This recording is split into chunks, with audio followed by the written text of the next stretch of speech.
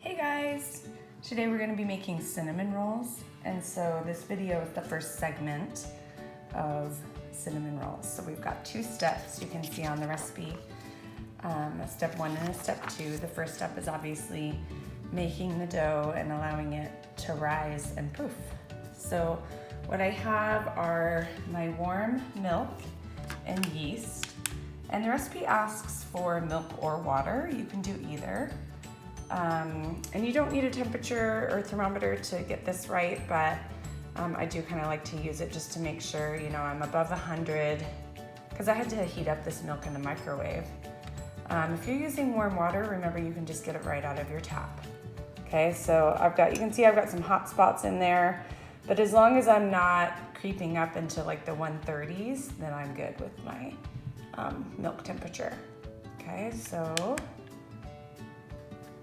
we have our milk and our yeast.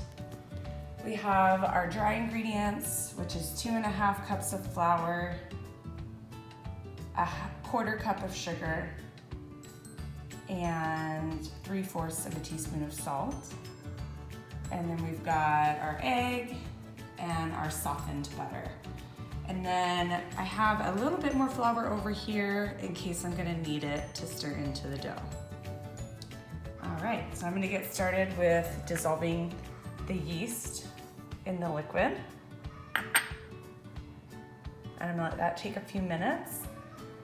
And then I'm going to put the dry ingredients in my mixer bowl, my KitchenAid mixer bowl.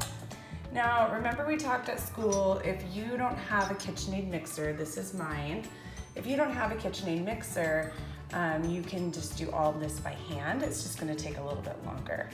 Okay, so the first thing I'm gonna do is put my paddle attachment on, because I'm mixing ingredients, I'm not kneading yet. And the dough hook, which we're gonna use in a minute, doesn't do a really good job of mixing the ingredients. It just does a good job of kneading. So for right now, I'm gonna turn this on and just very lightly mix to get those things all incorporated. All right, and then I'm gonna sit you up on my little makeshift stand here so that you can see what I'm doing. Hopefully you can see inside the bowl, and I'll lift it up from time to time so you can see it.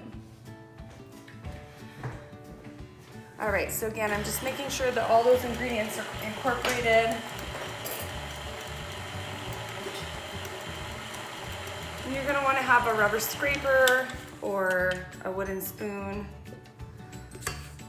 handy during this whole time. All right, now what I'm gonna do is check on my yeast. Remember, I already know it's working because I've got, you know, some foam forming and the yeast is starting to dissolve. I'm gonna stir it up just a little bit.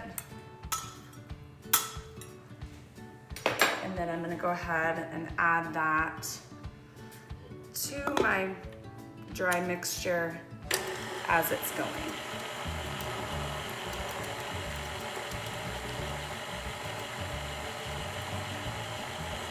And as you can see, it's not fully dissolved, but that's okay. It'll mix in and dissolve in those dry ingredients with the mixer. That's the nice part about the mixer, is that it does do a little bit better of a job of mixing than we can with our hands. All right, and if I'm looking at my recipe, it asks me to stir those things in until they're just well blended, and then to add my butter. Okay, so I'm gonna turn this off a moment. And I'm just gonna show you my butter is nice and soft. It's not melted all the way, but it is kind of hard to soften butter in the microwave without it melting. So melted a little bit is totally fine. So I'm gonna put that in there. And that is a 1/4 cup of butter, which looks like this in the wrapper. It's half of a stick.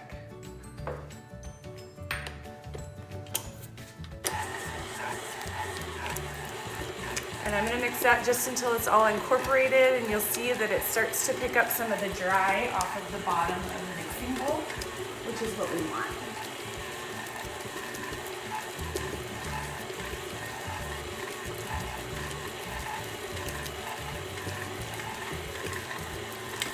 All right.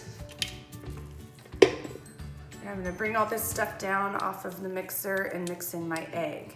Cinnamon roll dough is a lot different than pretzel dough that we made a few weeks ago. Pretzel dough is, has no fat in it. It's supposed to be pretty hard so that you can get a nice crispy outside and soft in the middle. But cinnamon roll dough starts with a sweet dough, which means it's got quite a bit more sugar than anything we've used in a yeast bread so far. And it's got egg and butter to really kind of provide that softness and that tenderness that you would expect in a cinnamon roll dough.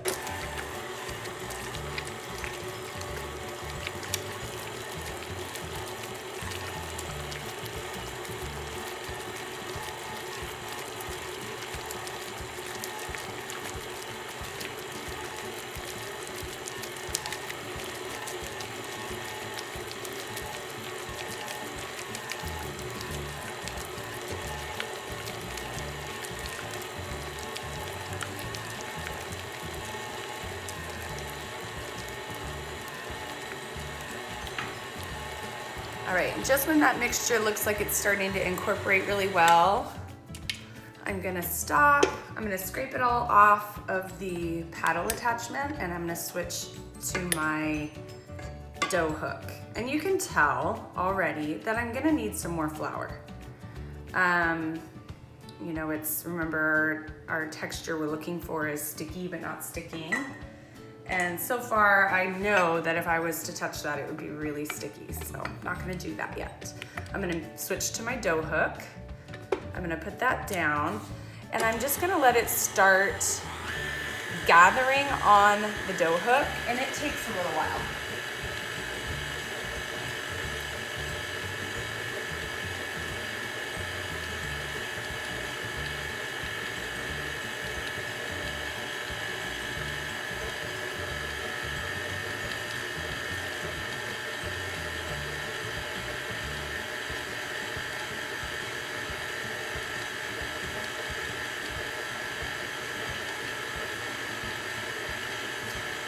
All right, and you can see it's not gathering on the dough hook at all, so I know I'm gonna need to add some more flour. So this is my ½ cup of additional flour, and I'm gonna start just by about adding maybe a little less than half of it and see what happens here. Let's just see if, with adding that extra flour, if the dough will start sticking to the dough hook and less to the sides of the bowl.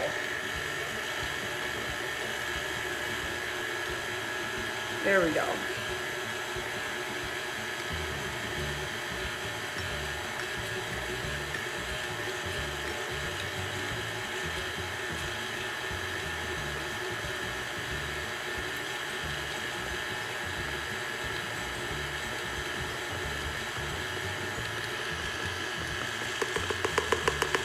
Adding a little bit more flour in there.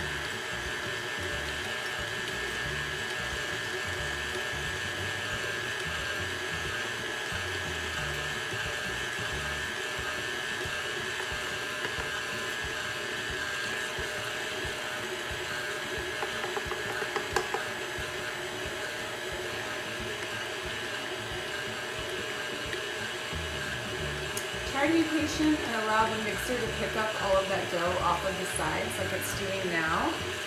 But if it doesn't pick it up, just add a little bit more flour, or take your rubber scraper and scrape the sides and add it too. But look, it's done a really good job. With a little bit of addition of more flour, it's done a really good job of picking up the rest of that dough. So I've added my whole other ½ cup. And I'm just gonna let it do its thing for a couple of minutes. Something to keep in mind with using a KitchenAid mixer to make a yeast dough is that even though the mixer's doing most of the work for you, you still need to get your hands in there and feel what the dough feels like just so that you'll know if it's ready or not. So I'm still gonna do what we have been doing, where I'm gonna create a little canvas for the rest of my dough to finish it off.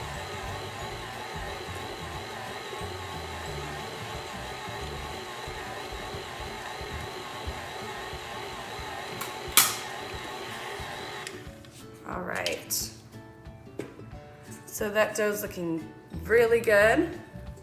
It's starting to become a little bit more elastic and smooth, but you can see it needs a little bit of help from our hands, okay?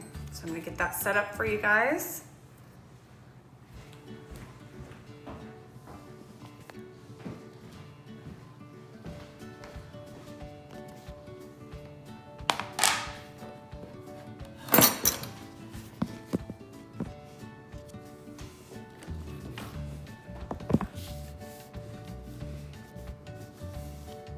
Clearly not a YouTuber.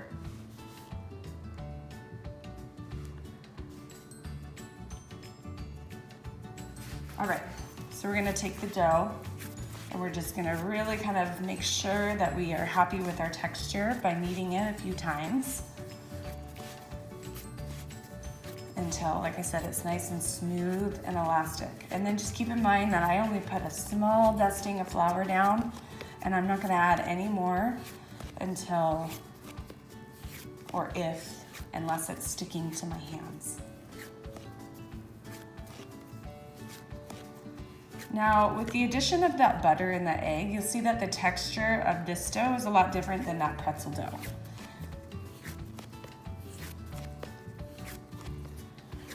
This shouldn't be too hard for you to push down at all. You shouldn't be, needing to use a lot of muscle. It's actually pretty soft and smooth, and that's the whole point, right? Because we want soft cinnamon rolls that have a nice texture.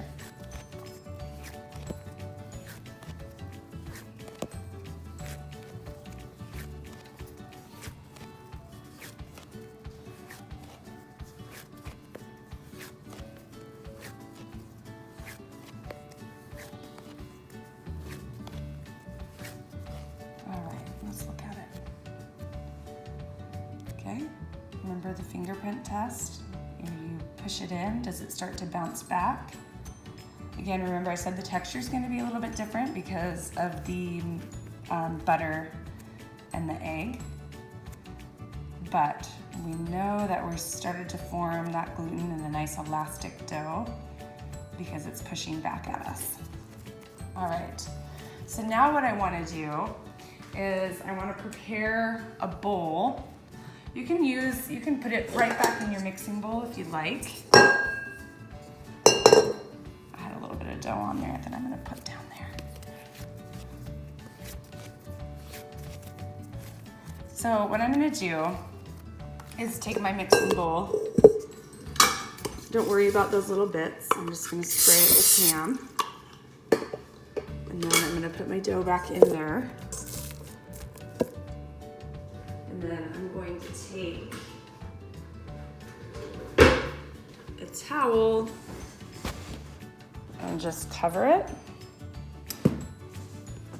and put it in a nice warm spot in my kitchen. Okay, so just right over here by the window, the sun's coming in and it's nice and warm. And then I'm gonna leave it for an hour.